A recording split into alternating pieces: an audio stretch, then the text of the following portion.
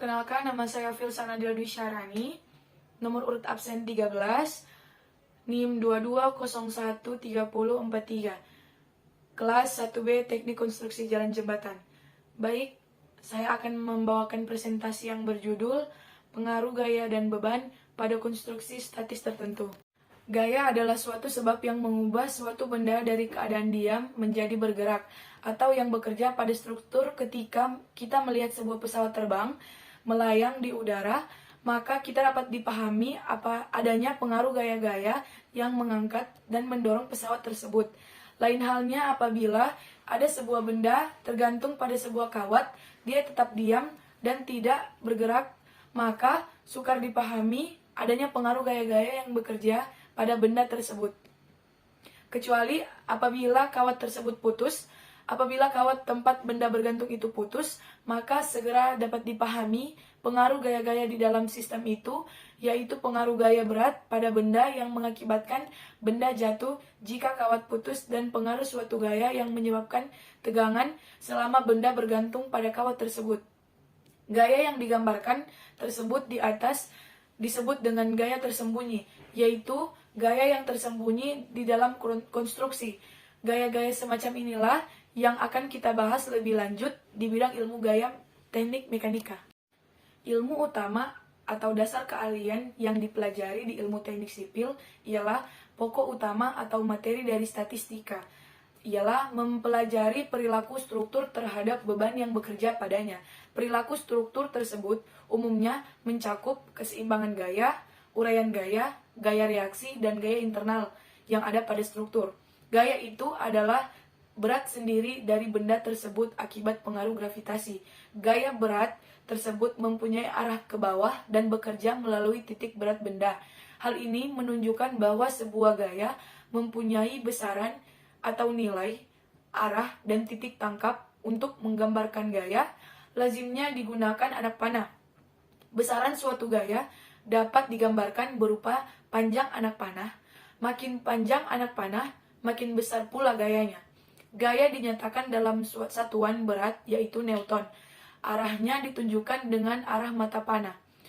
Titik tangkap sebuah gaya ditunjukkan oleh sebuah garis melalui sumbu batang panah. Sebagai contoh yang bisa kita lihat pada gambar di atas, sebuah gaya panjang sama dengan 50 kN bekerja tegak lurus ke bawah dan titik tangkap melalui sumbu batang panah. Komposisi gaya pada satu struktur mungkin bekerja lebih dari satu gaya, dan susunannya juga bermacam-macam. Berbagai kemungkinan komposisi gaya antara lain: yang pertama, gaya kolinear. Gaya kolinear yang garis kerjanya terletak pada satu garis lurus. Yang kedua adalah gaya konkuren. Gaya konkuren adalah gaya-gaya yang garis kerjanya berpotongan melalui satu titik.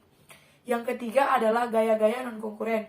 Gaya-gaya yang garis kerjanya terletak berpotongan dengan yang lain, tidak pada suatu titik. Gaya yang terakhir adalah gaya sejajar. Gaya sejajar adalah gaya-gaya yang garis kerjanya sejajar satu sama lain. Bisa dilihat pada contoh di bawah. Kesetimbangan gaya dan resultan gaya: bila ada sejumlah gaya yang bekerja pada sebuah benda, maka kesetimbangan gaya-gayanya ditentukan dengan resultan gaya. Untuk menghitung berbagai gaya-gaya ini digunakan salib sumbu ortogonal X dan Y, dan semua gaya diilustrasikan di dalam bidang ini agar dapat dihitung secara aljabar. Di samping itu juga dapat digunakan secara grafis. Untuk penyelesaian secara aljabar ditetapkan tanda sebagai lazimnya digunakan di dalam salib sumbu, yaitu seperti contoh di atas.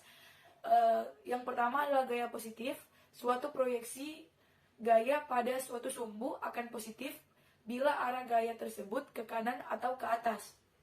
Yang kedua adalah gaya negatif. Suatu proyeksi gaya pada suatu sumbu akan negatif bila arah gaya tersebut ke kiri atau ke bawah. Dua gaya dikatakan setimbang jika besarnya sama, arah berlawanan dan segaris kerja. Untuk tiga gaya dikatakan setimbang apabila gaya yang satu dengan resultan dua gaya lainnya mempunyai besaran yang sama, segaris kerja, dan arahnya berlawanan. Struktur adalah himpunan elemen-elemen bahan yang dapat meneruskan beban-beban atau gaya-gaya muatan ke elemen-elemen bahan lainnya, yang akhirnya diteruskan ke tanah dengan aman. Bahan atau muatan adalah berat tetapnya benda atau bagian dari suatu bangunan yang bersifat tetap atau akibat penghunian. Menurut Peraturan Pembebanan Indonesia untuk gedung (PPIUG), beban atau muatan dibagi atas 5 macam. Yang pertama adalah beban mati atau dead load. Adalah beban yang bersifat tetap atau konstan. Contoh beban struktur sendiri seperti atap, rangka atap, balok, lantai, dan lain-lain. Yang kedua adalah beban hidup atau life load. Adalah beban yang bersifat tidak tetap, bergerak, berubah sewaktu-waktu. Contohnya manusia dan berbagai perabotan lainnya. Yang ketiga adalah beban angin atau wind load. Adalah beban berupa angin dengan segala arah dan kecepatannya. Yang keempat adalah beban gempa. Adalah beban gempa atau earthquake. Adalah beban berupa gempa bumi atau pergerakan pergeseran lapisan tanah bumi. Yang kelima adalah beban khusus atau special load. Adalah beban-beban yang merupakan penyederhanaan kenyataan sehari-hari. Contoh, penurunan atau settlement, efek cuaca, panas suhu, temperatur, susut atau shrinkage, dan lain-lain.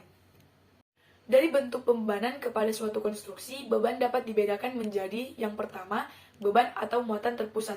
Muatan titik adalah beban atau muatan yang tertuju pada satu titik. Contoh, manusia, perabot, benturan, dan lain-lain.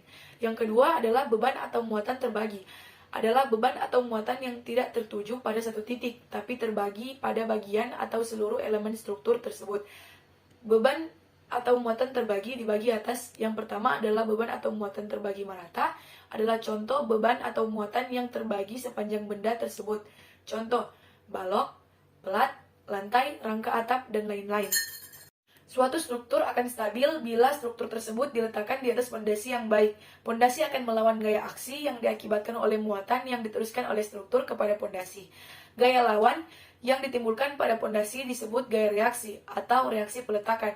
Kemampuan pondasi atau tumpuan menahan gaya aksi sangat ditentukan oleh bentuk pondasinya. Bentuk pondasi yang umum pada struktur berupa roll atau roda pergeseran, sendi engsel, dan jepit. Tumpuan roll atau roda pergeseran mampu menahan gayanya yang arahnya tegak lurus di bidang dimanapun tumpuan diletakkan.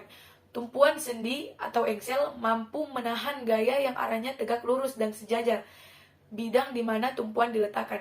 Tumpuan jepit mampu menahan gaya yang arahnya tegak lurus dan sejajar di mana bidang tumpuan diletakkan. Dan juga mampu menahan gaya yang menyebabkan tumpuan berputar. Gaya dalam adalah gaya yang di dalam badan struktur yang berusaha menjaga keseimbangan beban-beban luar yang bekerja pada struktur. Gaya dalam dapat juga diartikan sebagai gaya pada badan struktur yang timbul akibat adanya keseimbangan aksi dan reaksi. Gaya yang tidak mungkin timbul jika gaya aksi dan reaksi tidak seimbang. Sebagai contoh, jika kita membangun rumah di atas tanah yang keras, maka tanah mampu memberi reaksi balik akibat beban yang bekerja pada struktur. Akan terjadi keseimbangan gaya. Elemen struktur akan mengalami gaya dalam. Sebaliknya, jika bangunan berdiri di atas tanah yang sangat lunak, maka tanah tidak akan mampu menahan beban aksi pada struktur. Bangunan akan turun. Pada saat turun, maka seluruh elemen bangunan tidak akan mengalami gaya dalam.